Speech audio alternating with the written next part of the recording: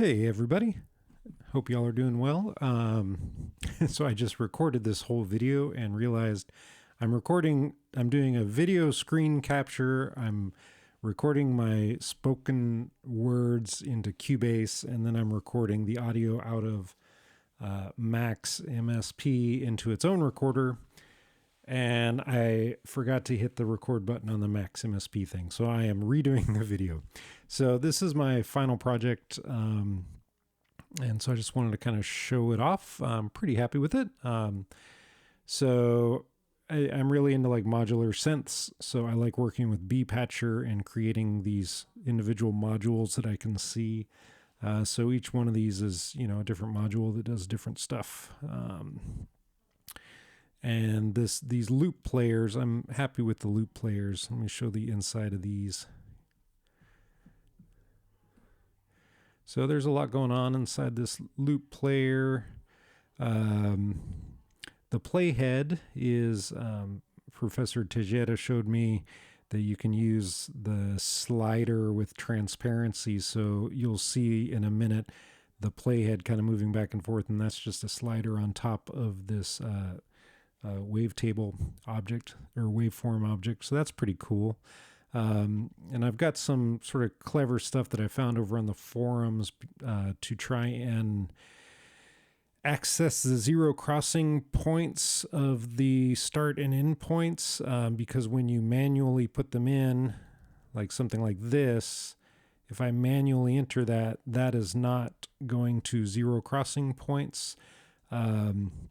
So what I do is I'm actually feeding into another wavetable that feeds those points into the wavetable, snaps to zero, to the zero crossing, and then outputs those zero crossing points into the wavetable that I'm actually using. So that's what this little thing here does. This theoretically is giving me zero crossing points. It seems to work pretty well, but not perfectly, as you'll hear. Anyway, enough talk. There's a lot of stuff going on. These are all different effects. Kind of did a modular synth style, so able to patch these as desired. So let's just play it.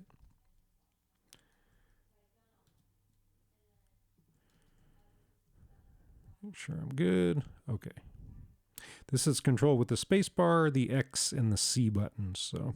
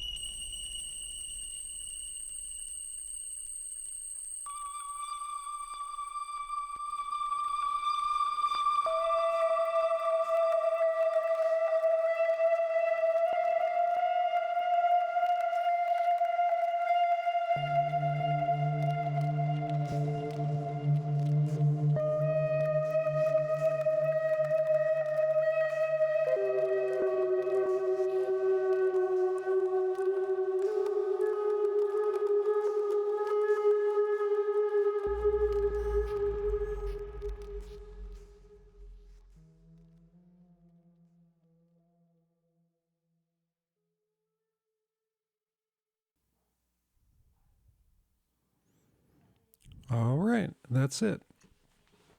So like I said, I'm pretty happy with it. You might have heard there's a couple of glitches in the reverb that happens, and it has something to do with these zero crossing points.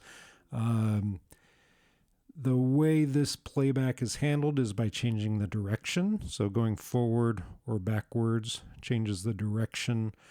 And if it anytime it goes from playing to zero, there is a glitch that happens. To avoid that, within the patch, I did a. Oh, I'm sorry, it wasn't. I think it's within the random. Yeah, within this random patch here.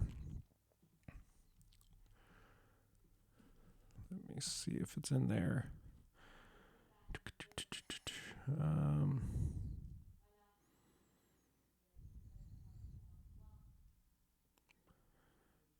Random 0. It might not be. It might actually be in this one here. Anyway, if I don't quickly find it here, I did a way to make it avoid ever getting to exactly 0.